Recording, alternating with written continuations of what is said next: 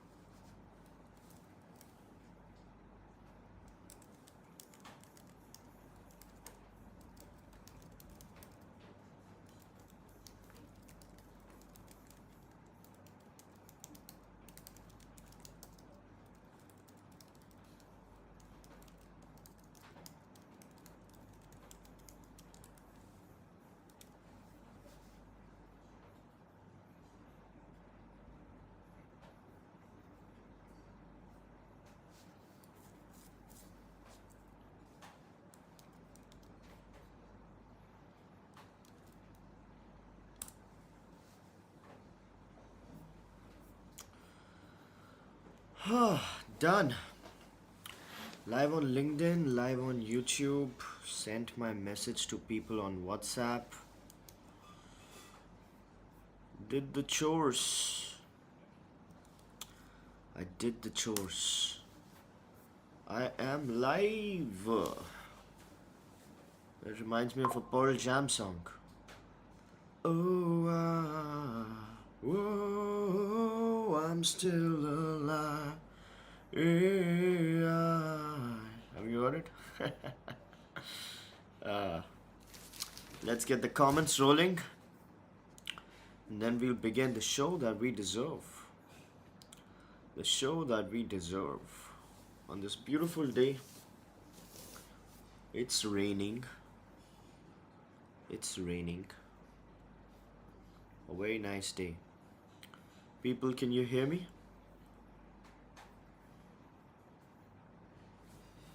I hope you can hear me, because I sure can hear you in my mind. Nice kurta. Good morning, Mr. Tarun. Thank you so much. Well, this is from Lucknow. That's where my hubby is from. So, I guess you can hear me, and if you can hear me, if you allow me, we can begin the show that we deserve, right? We should begin. Perfecto. I'll check my audio. Yeah, I'm audible. I'm audible on LinkedIn. Perfect. Bum bum bum. Bum bum bum bum bum. Bum bum bum bum bum bum. Bum bum bum bum bum. Bum bum bum bum bum bum bum. Good morning, everybody. Welcome to Thinker's Frequency. We're having such a good time. This is the peak of human civilization. We're working so hard, doing such good work for ourselves, our parents, our kids, our siblings, our husbands, our wives, our friends, everybody. Well, not other people's husbands and wives, I hope. And just when we thought things couldn't get any better, like they couldn't possibly get any better, well, they just did. Call it divine intervention, folks, but things just got a whole lot better. Now we have Thinker's Frequency, our daily mental workout, our daily dose of insights and analysis which don't lead to paralysis right before we punch in. So let's continue with our journey of reading between the lines, things that are especially interesting and important in the world of business and finance. Let's go! Oh, but before we go, you gotta follow tradition, right? You know the tradition. You know the sweet and sacred tradition of the simultaneous sip. We'll all sip something together and it'll bring us good luck, right? It always does, every day, without fail. And all you need for the simultaneous sip is a copper mug, a glass, a tank, a chalice, a stein, a canteen jug, a flask, or a vessel of any kind. Pour it with your favorite liquid. Today I'm having coffee. Cold. It's Humblebean coffee from our very own Sumana sir, Karnataka. And here we go. Oh my god, beautiful. Let's do it again. Wow, nice. Sublime. You know what the simultaneous sip says, right? You know what it says? It says that you're not alone. It says that we're in this together. And that's such a nice thing to say. Mr. Perspective asks, how did the meeting go? So sweet of you. So sweet of you, Mr. Perspective. So sweet of you. Well, let's say, not so well. You know, but we live to fight another day, right? So that's what we do. Moving on, let's begin. Dalal Street, uh, keep caffeine under control, Mr. Tarun says. Yeah, because of the tinnitus, right? So what I did today, I didn't take hot coffee. Because hot coffee makes my ears ring, makes my ears hot, very difficult situation. So what I did was, I just made a cold coffee. I didn't make it. My Bhabiji made it, but she helped me with the cold coffee. So cold coffee, the beauty is when you're making a cold coffee, it's not really coffee you're drinking, it's a dessert, right? So the taste has some flavor of coffee. However, not all the oils are juiced out. So it's basically not coffee if you're drinking cold coffee. So, I get the flavor, but not really the caffeine hit, which sort of hurts my ears. So thank you for that, Mr. Taru. Moving on. Dalal Street remains red as companies' valuation trip on earnings. VIX gains 7%, hinting at more risks ahead.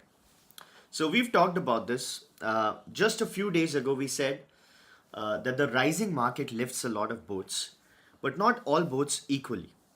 And then we also said that all it takes for the market to literally change is just one sentiment shift.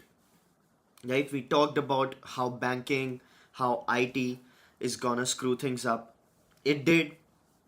And suddenly the ripple effects of it are leading to questions about the Indian market, right? The stock market. Now, a very interesting thing that has happened, that has just happened right in front of our eyes, uh, is now we always talk about the second order effects, right? When we say that during COVID, Indonesian monkey started having a gang war because tourists stopped visiting. So, what do you think happened with the IT firings and the news around IT and firings? Now, I didn't see this coming, though I should have. I should have been able to predict this. If I would have been able to predict this and properly, I would have made a lot of money. But I couldn't see this coming. Or maybe I didn't see it, maybe I didn't invest that much effort into predicting this. Real estate stocks went down 6-7% in a day. Do you see that coming? Because real estate and the growth of real estate is very much linked to the IT incomes. And with IT incomes going down, or the perspective around IT incomes going down, the real estate stocks got hurt. Well, we should have seen this coming, right? We should have seen this coming. But I personally did not. And I didn't share it with you. So maybe we need to up our game a little. Have you watched a movie called Margin Call? There's a movie called Margin Call, and in which Jeremy Irons. So that movie is about the 2008 Lehman Brothers crash from the bank's perspective. So 2008 crash has a lot of movies and books around it. Of course, one movie is Big Shot, which we've all seen. Great movie. One movie is Margin Call, which is extraordinary movie. Not as popular as Big Shot because it was slightly, you know, uh, what do I say? less star power, even though Demi Moore, Jeremy Irons, Kevin Spacey were there, but it was shorter movie, smaller movie in scale. So Margin Call, and then there's Too Big to Fail, which was also based on a book. So Too Big to Fail was a documentary drama, extraordinary movie. So these three movies have really captured the 2008 crash, right? Big Short, Margin Call, Too Big to Fail. I'm missing a few, I'm sure, which I watched, but these three movies. So in Margin Call, the chief of Lehman Brothers, or let's say the Lehman Brothers in the movie, Jeremy Irons says, "You know why I make the big bucks? You know why I get all the money? It's not because I'm smart. Uh, it's not because of anything. It's maybe because we are first, you know. It's because I can sense where the music is going a week, a day, a month from now. A day, a week, a month from now. So if you can just figure out what's gonna happen a day, a week, from month from now, that's it. That changes the game, right? So now we are not professional short sellers. We all have our jobs. We all do a lot of things, you know. So it's we can give ourselves some sort of leeway as far as not being able to predict that the reality market was gonna fall down basis the news in the IT market. But if we are doing such a mental workout every day, every morning, maybe we ought to reflect, right? We've got to think about these things. Anyway, so the VIX gained 7%. VIX is volatility index. Volatility index is basically an aggregate of the puts and options basically on the market. So VIX essentially says how many options are expiring, how many options are placed, the puts and calls. So if there's a lot of puts and calls placed, there's gonna be some sort of volatility, right? Uh, and that has risen 7%. So this is basically some more volatility ahead as far as Indian markets are considered. So they're saying that the earnings have to match the inflated valuations. So Indian markets were hot; they gained a lot. Our Buffett indicator was at 133%, which was not that overvalued. However, a lot of the market valuations had sort of priced in the future earnings, right? The priced in the future earnings. So what happens is, if those earnings don't materialize the way uh, you know the stocks had anticipated, those stocks will fall, and those stocks will fall. Basically, there's gonna be some market correction happening. Now, all of this is happening because it's just two sectors getting it wrong, right? Number one was IT, and number two was banking. FMCG didn't go so bad. Pharma didn't go so bad. Uh, a lot of other industries didn't go so bad, right? However, because of these two industries having such a huge weight on the markets, uh, we're suddenly looking at pessimism all around. So optimism and pessimism, they both have to be judged with a pinch of salt. And right now, the thing which is looking a bit scary, it should not be that bad.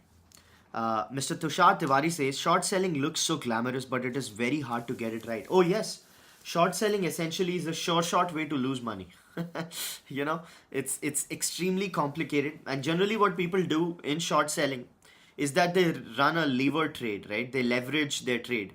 So let's say if they bet $100, they are running on a 10x leverage. So they are they're actually betting $1,000, right? And if the market even goes 1% up, right, in just 1%, so your 100x, the bet that you lose is essentially 10x, right? So instead of losing 1 rupee, you lose 10 rupee out of your 100, and that's just 1% up. So people really lose their shirts as short sellers. But I'm not concerned as much with money as much I am with getting things right. Right? Sure, money is okay. Somebody wants to make a trade, somebody doesn't. But at least we should be able to see things happening. That's the agenda, right? That was my perspective, Mr. Tiwari. That okay, even if we choose to not trade, right, we should know where this is going. Let's say now we talked about the Aether and Ola story. Okay, now we talked about Aether closing in on Ola, and Ola is currently valued at a much higher place than Aether, right? Aether is at somewhere around 1.3 billion, while Ola is at 1.8 billion, I guess, 2 billion, something of that sort. But Aether is closing in on Ola as far as number of vehicles sold is considered, right? The market share. Now, if this flips, Aether and Ola's valuation multiples should also flip, right? But that hasn't happened yet. So that means that Aether is fundamentally an undervalued stock which can go up, right? As compared to, let's say, any other stock in their domain, right? If that is true, it makes sense to think about Aether as an opportunity. Now, it's our choice to not actually wager a bet on that particular hunch. Maybe we are missing something, maybe we are not. However, it just makes sense to get it right, right? So that's the perspective. That's why we're doing this, right? Thinker's frequency. Because it's not just intellectual masturbation, right? That we wake up in the morning and you're like indulging in intellectual masturbation. No, it's supposed to be productive, right? So that's what I was thinking. But you're right. Jane Street seeking time. It's getting things right with SEBI. Uh, Film Ministry has said India on firm footing but shaky ground globally. Thanks for nothing. No insight there. Wistron is planning 1,000 crore factory in Telangana, scouting for locations. So Wistron is the router servers, basically component manufacturing, electronics manufacturing play. Now they are trying to scout for locations. They're looking at Hyderabad, Taiwanese. They're a contract manufacturing company, Taiwanese. So they want to explore locations, and the locations they are exploring, the government is trying to get them to a tier two place, right? Because we talked about this. A concentration of industries in hotspots leads to a lot of problems, right? But Telangana is essentially they might just be looking at something like Hyderabad, because that is a hub of a lot of manufacturing already. So, 1,000 crore factory in Telangana, good news. We need a lot of these good news to come and essentially absorb the shock that IT gives to people in general, right? So that's what I wrote in yesterday's post. Speaking of the shock absorption, GCCs are hiring.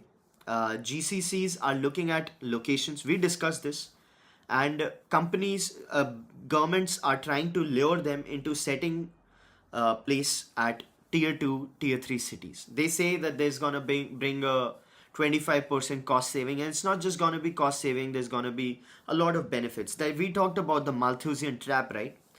Viewers of Thinkers Frequency would remember we talked about the Malthusian trap. So new viewers, I'll just brief that up.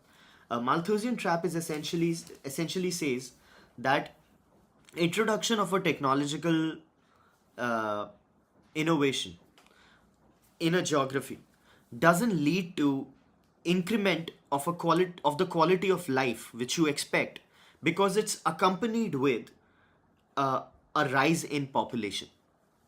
Once again, introduction of a technological innovation does not lead to a rise in quality of life as imagined, because it's offset with a corresponding rise in population. Example, you get Delhi Metro in Delhi. Uh, Metro attracts a lot of people to come to Delhi because it's so great. When Metro comes to Delhi, people come to Delhi, then Metro gets crowded and the road gets crowded. The quality of life stays where it was. So that's Malthusian trap. So the government is very wisely trying to get these companies to look away from the hotspots, that is Bangalore, Chennai, uh, Hyderabad, Gurgaon, and so on and so forth. They are looking at Vadodara, they're looking at Pune, they're looking at other places, because that's going to help the country, that's going to help the people. Because once people get stuffed into one big city, the infrastructure pressures don't really support anything, right? And India is not very good as far as secondary infrastructure supports are considered. So that said, let's move on. Local injector pen maker Shally Engineering plans to double capacity. Now this is again a very interesting phenomena. Very interesting phenomena. So GLPs, the weight loss drugs, the semaglutide and so on. The semaglutide patent is expiring. That means a lot of generic drugs, a lot of drugs, they're gonna flush into the market, right? Now with that drug getting popular, it comes with a pen structure, right? So you have a pen and you stick that pen and so on and so forth. So Shally Engineering, it's a Gujarat based company.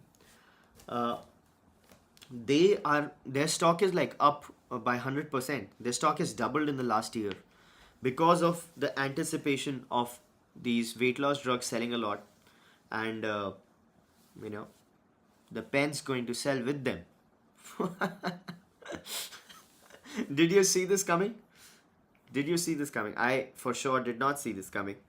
But it sure is very interesting, right? Very interesting. Uh, Private labels are getting popular and brands are sliding as far as retail stores are considered. So, retail stores are trying to sell their own brands. Like DMart has about 3,500 crores in sales from its own private labels, uh, because they're seeing people shifting away from brands because of affordability issues and general comfort. So, brand equity as a concept, at least in apparel, is looking at a permanent, uh, you know, paradigm shift. So that makes sense. That we saw happening. Viewers of Thinkers Frequency would remember. We always talked about the bottom of the pyramid facing affordability crisis, not being able to buy things, consumption slump, so on and so forth. So that was a problem, and it's manifesting in a way which is beneficial to retailers who are choosing to sell their own private labels instead of brands. Bad news for brands, good news for retailers. But the question is, should it be legal? Like, should a marketplace be allowed to sell its own products? Like, that's not right, right? Because uh, in e-commerce, it's not allowed to run private, uh, labels. You cannot run private labels. Like Flipkart cannot be selling its private labels on e-commerce platform, right? Then why don't you have the same rules applied for the retail stores? I get the perspective that retailers are geographically limited, but these chains are not. So should it be legal? By the way, similar thing happened with cloud kitchens. Companies which run platforms like Zomato, Swiggy at the time, they wanted to run their own cloud kitchens. This is just a similar situation. They wanted to run their own private labels instead of trying to sell other people's food and not earning any margin. They wanted to sell their own food because food has an apparent gross margin, right? We talked about this. Viewers of Thinkers Frequency remember 60-70% of gross margins. You look at that food product and you see, oh, 70% gross margin. So they thought that we're going to get into it and we're going to make those gross margins. Didn't work out well for them, right? Why? Because making clothes and making food are very different thing. The margins change, the economics of business model change, the dynamics of that business model change, the preparation of food is a different process, the supply and distribution of food is a very different process, the taste perception, like a jeans, if you wear a Louis Vuitton jeans, I don't know if Louis Vuitton even makes jeans, but I just assumed they do. And let's say if you wear Louis Vuitton jeans and then you wear like a Gap, or an unbranded jeans, the perception might change, but the comfort or the fit might not be as evident as something like a food product, which is like literally, sensory overload is happening as far as food is concerned. So once again, this is an argument against analogy thinking, right?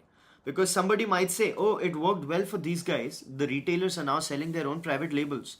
Why don't we start selling our own things? Food products. We have our own marketplace, we have our own demand. Let's sell food products. Every industry is different. So, analogy thinking, bad way to think. Once again, proven. Moving on. A lot of political chit chat, which is just a waste of time. Waste of time, right?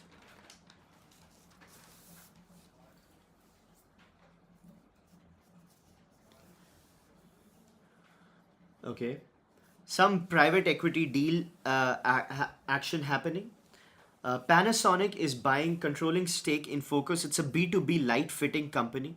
So people might remember Panasonic was exiting a few industries in India, if you remember. I guess Panasonic was exiting the AC business. We discussed this, right? Viewers of Thinkers Frequency would remember.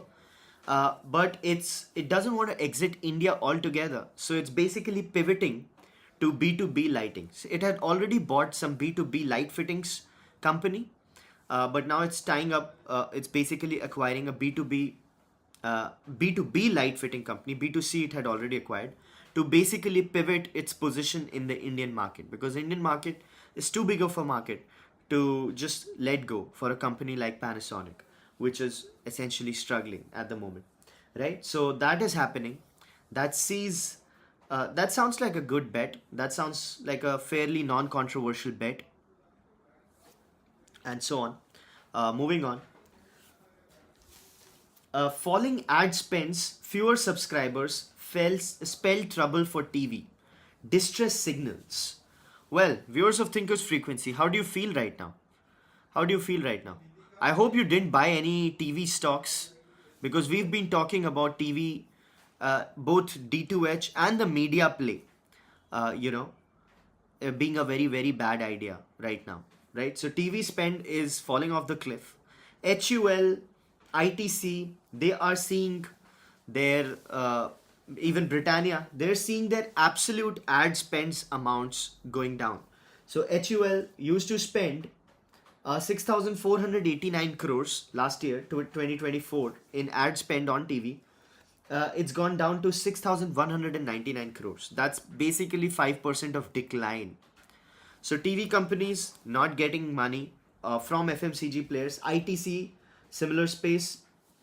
Basically, TV ad spend is declining. And yesterday's meeting, you know, once again, so I discussed with the person that, these people come to me and they say that they want me to start a media company, and he said like, no, that sounds like a good idea. That's actually not a bad idea. And I'm like, no, I asked those people to go screw themselves. And I used the F word. Couldn't resist. Couldn't resist, right? Anybody who says that starting a media company in this day and age is a good idea, uh, they don't have they don't have a clue, essentially, in the true sense of the word. But yeah, so TV is in deep trouble. Deep trouble. There was a technology called M2P. Sankhya Labs, a company called Sankhya Labs, was working on it, and what they wanted to do was bring TV to smartphones. Okay, so on smartphones you can get TV, like literally live TV on the smartphone, like linear TV. So that essentially creates a level playing field, because the screen itself is getting old. So you get the same channels on your phone. It might just help, right? So that happened, but it's not happening anytime soon. Moving on, Mr. Ayush Jindal asks, what happened to your startup regarding sleep device, for tinnitus treatment and sleep device in general? Yes, it's true. I was working on a company called Helping Sleep, and it was essentially a sleep device which simulated rain sounds organically. But I chose to not go ahead with it, Mr. Jindal, because I figured out that e-commerce D2C play has a lot of returns problem, and the item that we had made, the product that we had made, had a fragility issue and the weight issue. And if I would have gotten returns on that product, I would have been buried, right? So I didn't want to get buried, so I chose to not go ahead with it. Uh, yeah, this happens a lot with startups, right? You explore a lot of ideas, and then you can only pick one.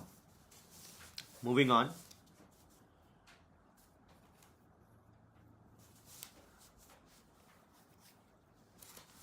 Uh, Safeguards for generics in UK FTA. So the government is still drumming up fairly, I guess, the FTA win with the UK.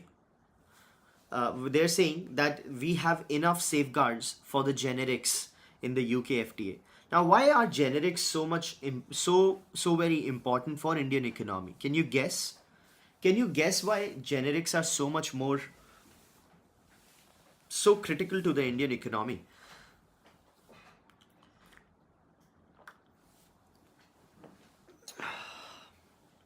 It's because Indian pharma, the entire bulk of Indian pharma, is essentially running on the generic play.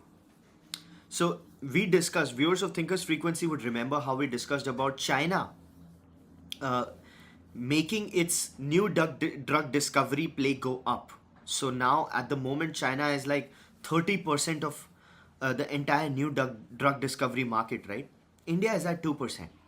So India's drug discovery play isn't anything. India essentially, Indian pharma, very much like Indian IT, is a commodity play.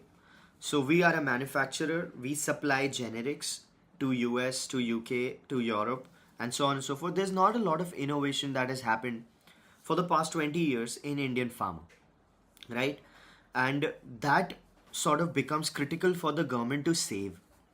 So they want to essentially have no data evergreening policies and so on and so forth, which can hurt the generic market of the Indian pharma industry. So the government says that we've protected pharma, we've protected the generics pharma play of India with the UK FTA, and that's fair.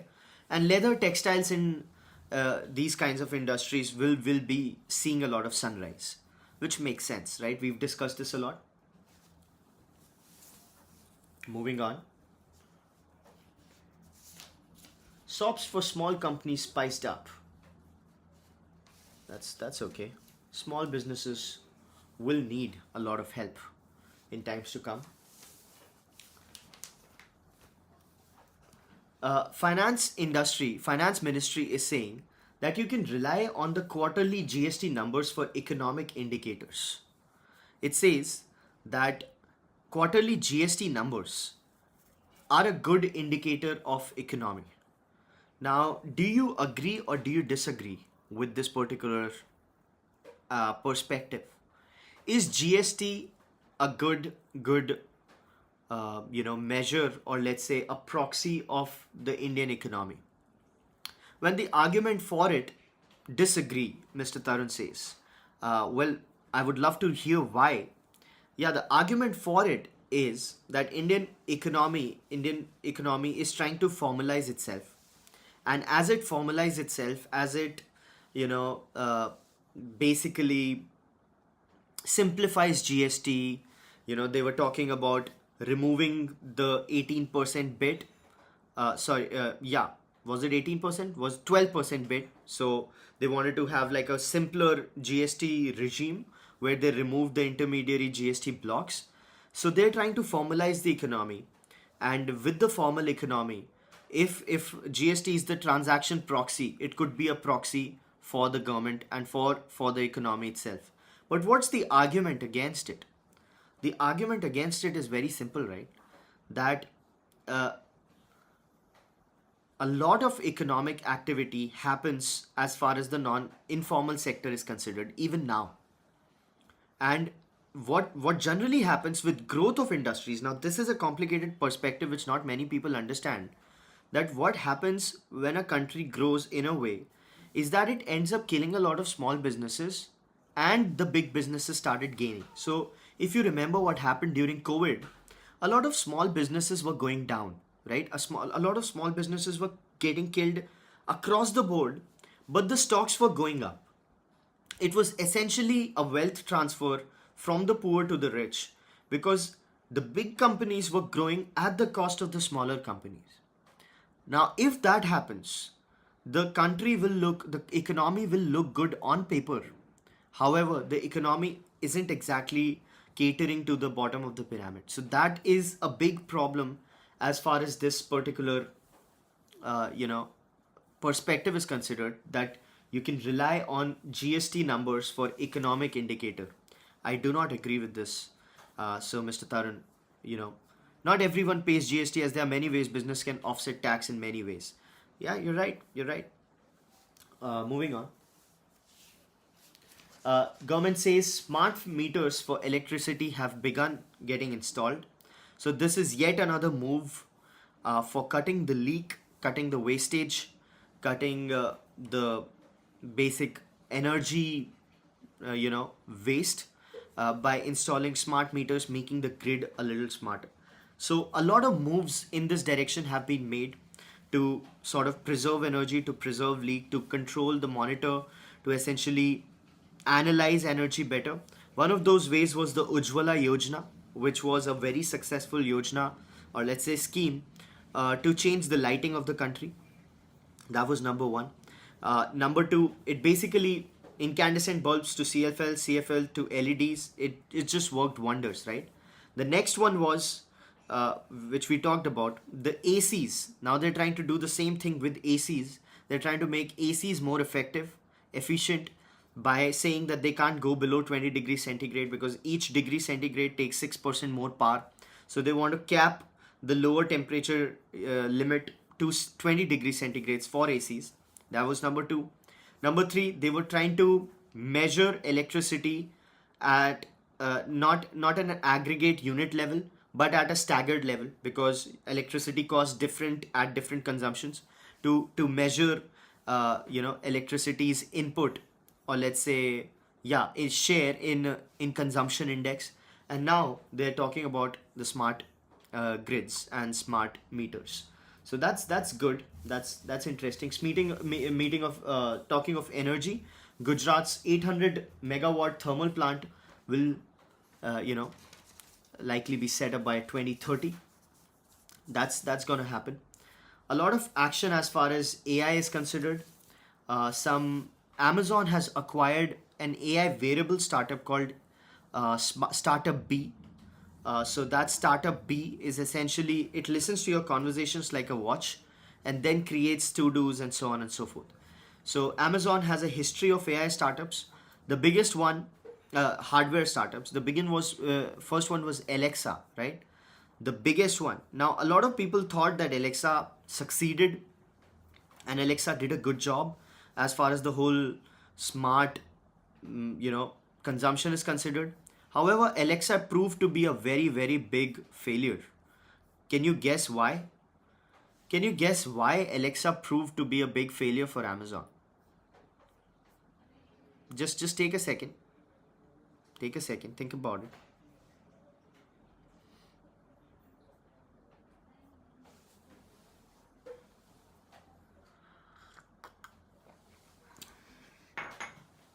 Because Alexa's agenda was to essentially take part in the transactions.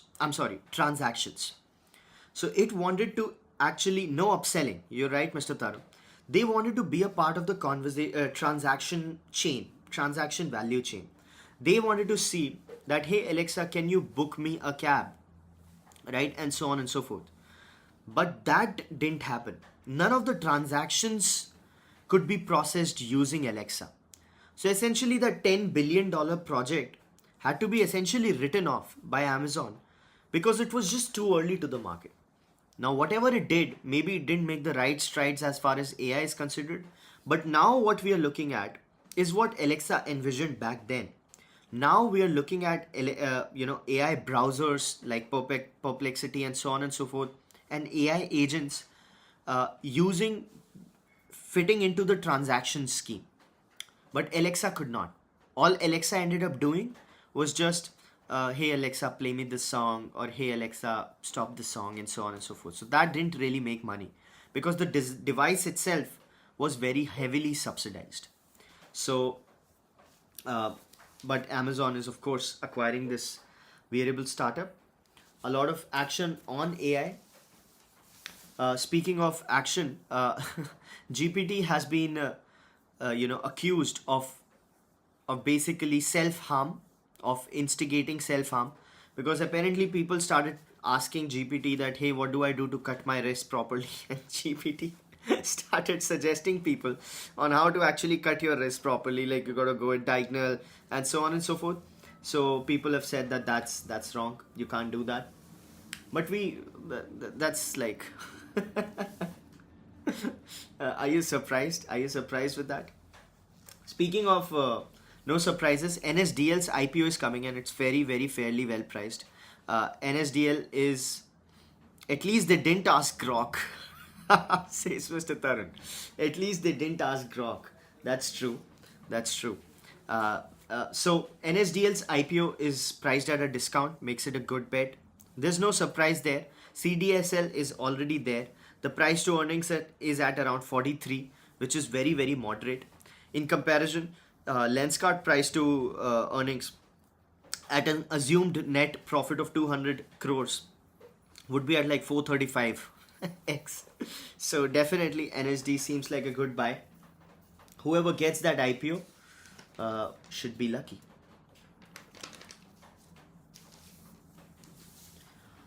Moving on, some bad news as far as banking stocks are considered. IndusInd Q1 profit falls 72%. Asset woos high provisions. No surprise, IndusInd Bank is obviously going through a tough time because of ethical lapses and governance lapses and basically fraud. So a lot of bad things happened with IndusInd. We've discussed this a lot, so we won't do that again. However, every banking stock. So we discussed about Kotak Bank. You remember we talked about Kotak Bank's earnings. They probably came on Sunday, and we said it's gonna be bad for the stock. And just yesterday it fell like 7%. So banking stocks essentially have really, really, fallen off the cliff. RBI has purchased a ton of gold in June. So banks, reserve banks are stocking up on gold, which signals some sort of stress as far as the markets are considered, the global markets are considered, because gold is essentially a hedge against volatility. And if the RBI has bought gold in history, of course, but it has never sold gold. So it has never essentially looked at gold as a means of transaction. But it's stockpiling gold, which is an efficient strategy because China, if you remember, viewers of Thinkers Frequency would remember, a lot of reserve banks were essentially stocking up on gold. And so were Indian households. So Indian households have more gold than top 10 reserve banks combined. Did you know that? Well, of course, viewers of Thinkers Frequency already know that Indian households have been very, very smart as far as keeping their gold reserves up. Liquidity coverage ratio is rising with retail deposit surge, fall in bulk corporate flows. So now this is another very interesting thing. People were not investing in FDs or in banks because of stock markets giving them great returns, right? Now, when stock markets start falling, what do you see happening? What do you see happening? Can you guess? Viewers of Thinkers Frequency can guess. People were not investing in FDs. They were not keeping their money in the bank. They were keeping their money in equities, mutual funds, and so on and so forth. Now, equities start looking bad all of a sudden, right? What do people do now?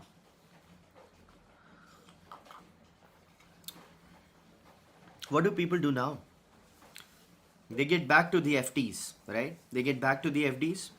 If they get back to the FDs, FD savings, Mr. Tarun, you're right. So they get back to the FDs. What if they get back to the FDs? The banks will have to maintain some sort of liquidity coverage ratio, right? Liquidity coverage ratio is like unexpected demand of cash. You got to park some money so that deposit or that thing is covered, so that you don't have a bank run. So retail and corporate flows are not good, but consumer deposit surge, retail deposit surge is taking over banks. So they are having to move their quality control needles essentially, which is very interesting. Base effect, India pips China, turns the biggest smartphone supplier to US. India is now essentially, in absolute terms, the biggest smartphone supplier to US because all the base models are now coming from India, right? Some advanced models are also coming from India, but more or less, the base models, Apple's China plus one strategy has really, really helped India. Most of Indian smartphone exports are essentially Apple, half of them. Apple has like $20 billion worth of exports going from India to America, which is great news. So India is essentially the biggest smartphone supplier to US now.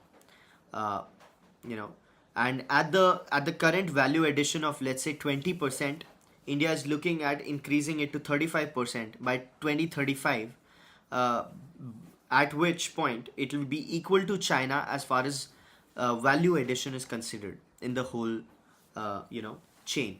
So that's pretty interesting, pretty heavy, very heavy, right? So some numbers. Share of US smartphone shipment assembled in China fell to 25% in June quarter. Most of this was captured by India. So, by the way, China has started giving incentives for people to make babies. They've come up with a subsidy scheme to make babies. For a long time, China ran, one child per family policy, right? So they ran a one child per family policy back in 90s, I guess, and that they continued for a very long time. And just a few years ago, they actually discontinued that, maybe 5 years, and now they're actually incentivizing people to have babies, and so is Japan. So Japan is okay because Japan is a very, very aging country. It's not growing at all. The population is falling. But China incentivizing people to make babies is quite a big news. It's quite a big news, right? Moving on. Ministry of Electronics wants its fledgling electronics exports largely to be protected from tariffs. So, of course, a lot of pressure on Indian government to sign the good deal with US, and they say that we really need the tariff to protect the electronics play. So, don't whatever happens, don't let go of tariffs. The similar thing is being put up by the farm sector, the agriculture sector. That whatever happens, don't hurt us. Every industry, every company wants government protection as far as the whole geopolitical play is considered. But at the end of the day, the needle stops with the government, and it's on them on who they decide to save or let go, or who they choose to protect or let go. And at the moment, electronic sector is obviously a very, very high priority sector, because let's say if smartphone, we discussed that, viewers of Thinkers Frequency would remember that if smartphone shipments fall, the component business doesn't look as attractive. If the component business falls, the semiconductor business doesn't look that important. If the semiconductor business falls, the entire AI game, India gets left behind. If India gets left behind in the AI game, it's that's it. That's where the story ends for the country at this state, right? So the ministry is right. TCS to freeze senior hiring, pause annual salary hikes. So TCS has really, really recognized the problem, and even though their net profit was up in the quarterly earnings, so just notice this timing. Notice this timing. TCS didn't announce any of this as they announced their quarterly earnings. So all of these moves were taken after the quarterly earnings. Did you notice that? In the quarterly earnings, they said that the net profit is up 10% while the revenue has declined 3% or something. They didn't mention that they're looking at such realignment. And all we heard in the news was that Mr. Chandrasekharan was meeting the Tata Trust about something which is unprecedented because that never happened. So he was keeping the trust in light of what's going to happen, because TCS is essentially like search is for Google. TCS is to Tata what search is for Google, because TCS makes a lot of money for Tata Group. So Tata Group essentially stands on the back of TCS, right? And if TCS goes through any problem, the cascading effects of it would really, really affect a lot of things, right? So that's okay, that's fine. We've talked about this a lot. Speaking of something interesting, uh, George Lucas, the creator of Star Wars, the director, the famous director, the very big director, Hollywood director, has made a museum, and he's calling it Temple to People's Art. Now, viewers of Thinkers Frequency would remember, like, why do the ultra rich, the biggest fish in the ponds, look at creating uh, museums, right? We've talked about this. Do you remember? Like, because an aspect of legacy has a very different meaning to people, right? And what has stood the test of time as far as human history is considered? Businesses don't last. Businesses are by design, you know, finite. A business is a finite thing, right? What is infinite by design? Like, what doesn't die? A city doesn't die. So a lot of industrialists want to create cities because it's a city is a living and breathing, you know, work of art that doesn't die ever, right? Universities don't die. Universities stay on for a very long time. And the third thing which doesn't die is a museum, right? Like a lot of museums essentially stay if they can become the cornerstone of art and preservation center of art and culture, they stay. So if you look at some of the most viewed, most visited tourist attractions of Europe, a lot of them are museums and so on and so forth. So I can get where he's coming from. The aspect of legacy, legacy and brands too, like JP Morgan. You know, business is by design, Mr. Tarun. You know, brands don't stay. So JP Morgan is a very good example of something that has lasted over 100 years, and that's cool. That's cool. But only name, not businesses. That way you're right. Because then it becomes, you know, a very a symbol essentially. Also, that's also a lot of luck when it comes to play. So with let's say JP Morgan, a lot of things could have gone wrong as far as JP Morgan is considered in a lot of periods of time, right? But somehow now the thing is that it's too big to fail. The American economy has mentioned it. So that could be an anomaly. But as a rule, businesses are finite by definition, right? No matter how great a business, no matter how great something, it is always finite, intrinsically finite. So that's the play. US and China holding talks on tariffs. Thailand and Cambodian war has come to an end after 5 years. Not a big conflict. Now the news particular bit is very important. Tesla has signed a 16.5 billion chip supply deal with Samsung. So Samsung is gonna set up a plant in US, and Tesla is essentially going to use Samsung's chip manufacturing play. Now this plant is gonna set up in US, by the way, right? Now what does it tell you about the tariff situation? You know, what does it tell you about the tariff situation? Is it a big win for Donald Trump, Mr. Trump? Do you consider this as a big win for Mr. Donald Trump? Yes or no? Yes or no? I'll take a sip.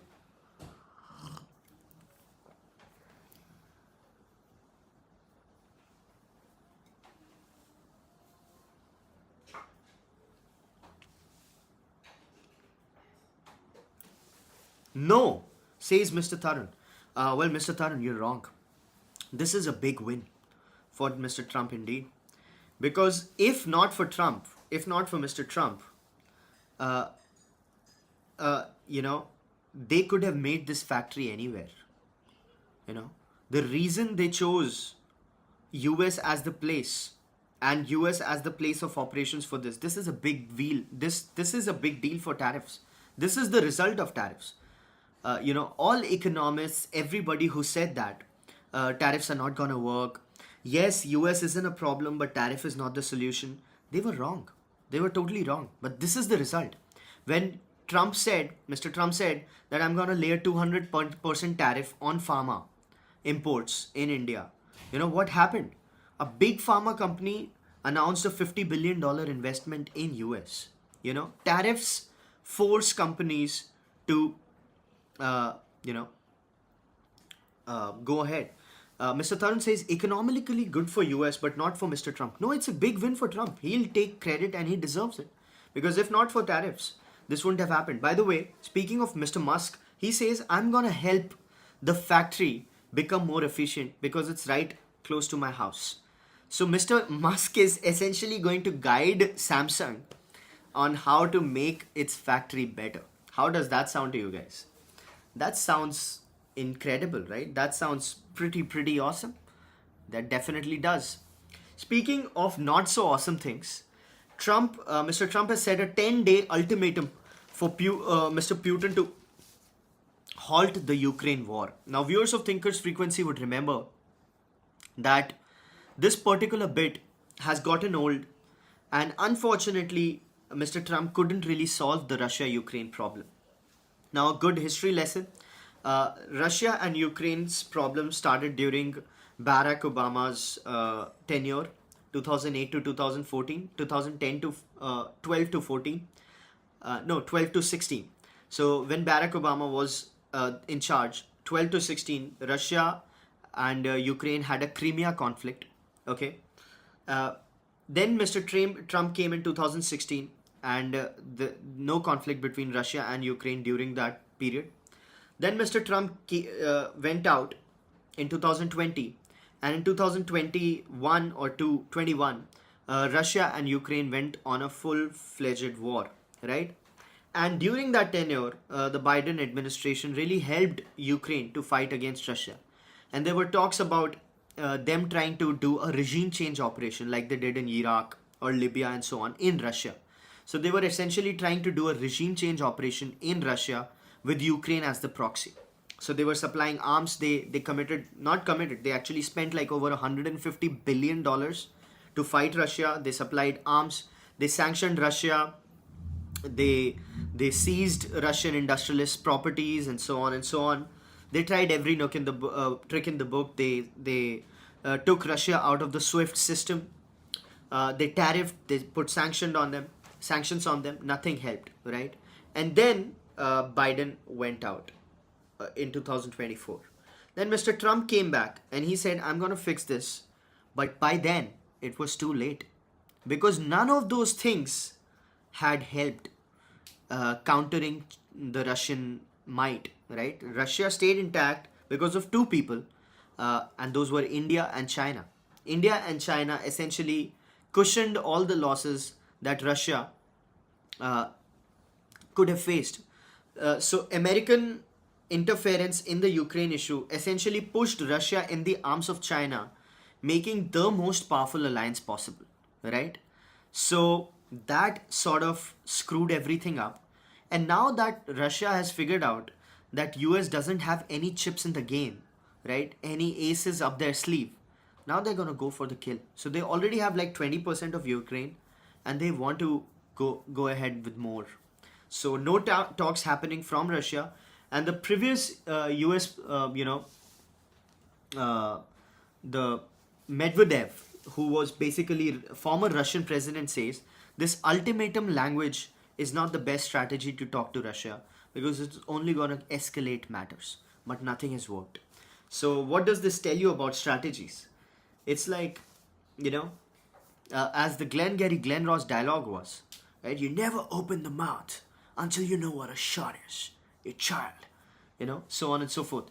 So that's Mr. Tarun has a few comments. There was also an event which a drone or missile just punctured a hole through Chernobyl, and now it needs to be covered again. Oh, that's a very unrelated, story, the Chernobyl story. However, a very somewhat related story was that they blew up the Keystone pipeline. So there was a Keystone pipeline which essentially allowed Russian oil export to go through to Europe, to Germany and so on and so forth. And then they blew up the Keystone pipeline. And then you know what they said? The Americans said at that time that Russia blew up the Keystone pipeline. And Russia is like, why would we blow up the Keystone pipeline? It's our trade.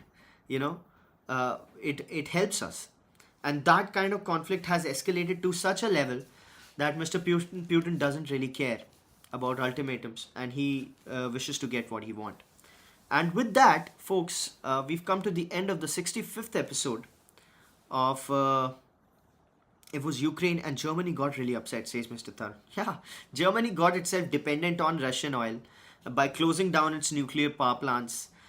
Germany is basically a shithole, right? They screwed their country. The Angela Merkel government, they totally screwed their government, the country. Immigration crisis, energy crisis, everything. They just screwed it up, and now they're gonna rebuild. But let's see how that happens. Europe has essentially lost its relevance as a power altogether, right? So sad day for Europe. Anyway, with this, we come to the end of the 65th episode of Thinker's Frequency, our daily mental workout, our daily dose of insights and analysis, which don't lead to paralysis. Right before we punch in, it's 9:03. We're gonna punch in. Let's see what the beautiful day brings for us. I hope you have a very nice day, personally and professionally. And I'll see you tomorrow. Same place, same time, hopefully. Bye bye.